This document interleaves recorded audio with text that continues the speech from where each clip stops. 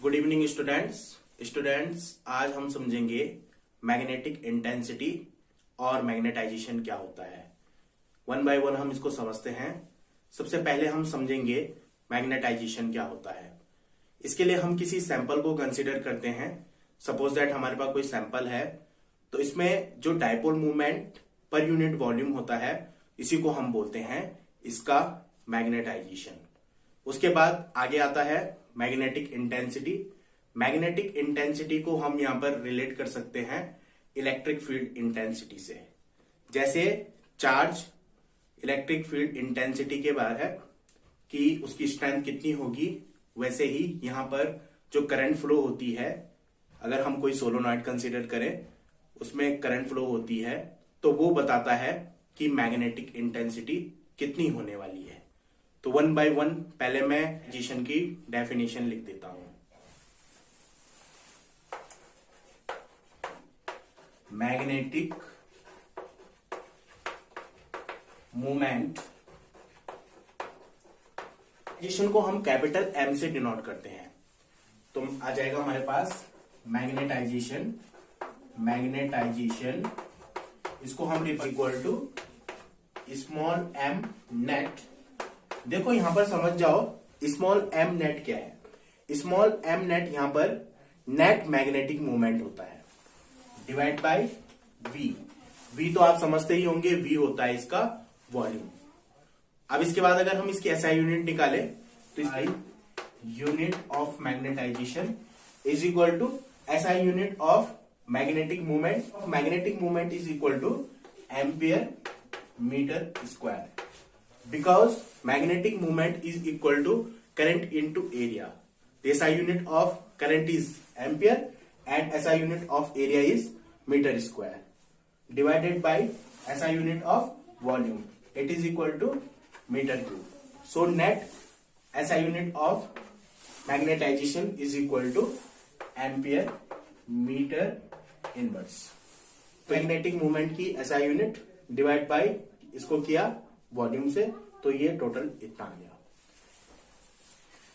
इसके बाद हम समझते हैं मैग्नेटिक इंटेंसिटी को। मैग्नेटिक इंटेंसिटी को समझने के लिए हमें किसी सोलोनॉइड को कंसीडर करना पड़ेगा। सपोज दैट हमारे पास कोई सोलोनॉइड है इस तरह से, और इसमें करंट फ्लो हो रही है, इस तरह से इसमें करंट फ्लो हो रही है। तो हमने इसका डेरिवेशन निकाला कि इसका मैग्नेटिक फील्ड अंदर कितना आता है। इसको मैं लिख देता हूं, है B naught is equal to mu naught small N into I. Mu naught होती है permeability of free space, N होता है number of turns per unit length, and I होता है करंट। अब अगर हम इस सोलोनॉइड को किसी मटेरियल से मिलकर हुआ कंसिस्ट माने, तो मटेरियल का भी कुछ मैग्नेटिक फील्ड होगा। उसका मैग्नेटिक फील्ड होता है Bm इज इक्वल टू, ये एक्सपेरिमेंटली निकलता है, ये होता है म्यू नॉट कैपिटल M के बराबर। तो इसको हम इक्वेशन नंबर 1 कंसीडर कर लेते हैं, इसको इक्वेशन नंबर 2 कंसीडर कर लेते हैं। तो नेट अगर मैग्नेटिक फील्ड देखें हम, तो B इज इक्वल टू हो जाएगा B नॉट प्लस Bm। तो B नॉट की वैल्यू हम रख देते हैं यहां पर इक्वेशन 1 से, ये है mu not an I, plus Bm की भी रख देते हैं इक्वेशन 2 से, ये हो जाएगी म्यू नॉट कैपिटल M। यहां से हम कॉमन ले लेते हैं म्यू नॉट को, तो म्यू नॉट अंदर आ जाएगा एन आई प्लस कैपिटल M। इतना हमारे पास ये हो चुका है। अब यहां से अगर हम एन आई की वैल्यू निकालें, तो ये होगी, ये इसके डिवाइड में चले जाएगा, यानी कि B upon mu not, M इधर चले जाएगा तो माइनस M। तो ये एन आई की वैल्यू भी। तो यहां पर आप समझ ही रहे होंगे कि जितनी ज्यादा करंट फ्लो होगी सोलोनॉइड में, उतनी ही ज्यादा मैग्नेटिक फील्ड क्रिएट होगी।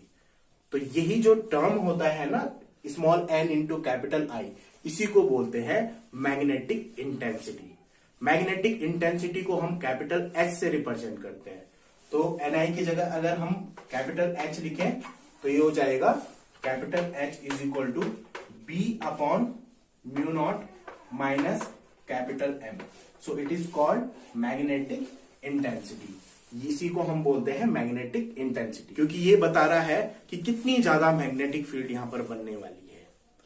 तो ये हमारा आ गया मैग्नेटिक इंटेंसिटी।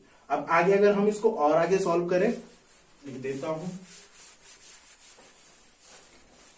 इसको मैं ऊपर लिख देता हूं, ऊपर ही आ जाएगा mu naught capital H is equal to B minus capital M into ये हो जाएगा म्यू नॉट, क्योंकि हमें इसका एलसीएम लेना पड़ेगा। तो जब हम इसका एलसीएम लेंगे ना तो ऊपर आ जाएगा mu not into capital M। तो यहां से अगर हम B की वैल्यू निकालें, B इज इक्वल टू होगा म्यू नॉट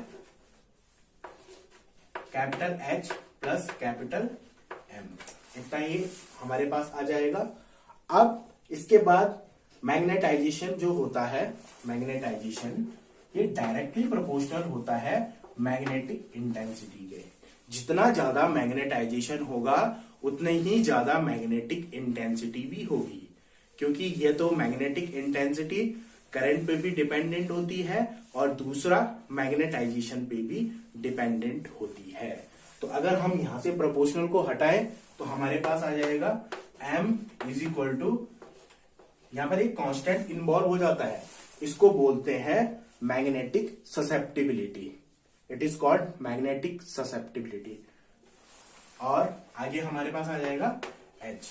अब अगर हम इसको इसमें रखें तो हमारे पास क्या आने वाला है, इसको भी मैं आगे लिख देता हूं।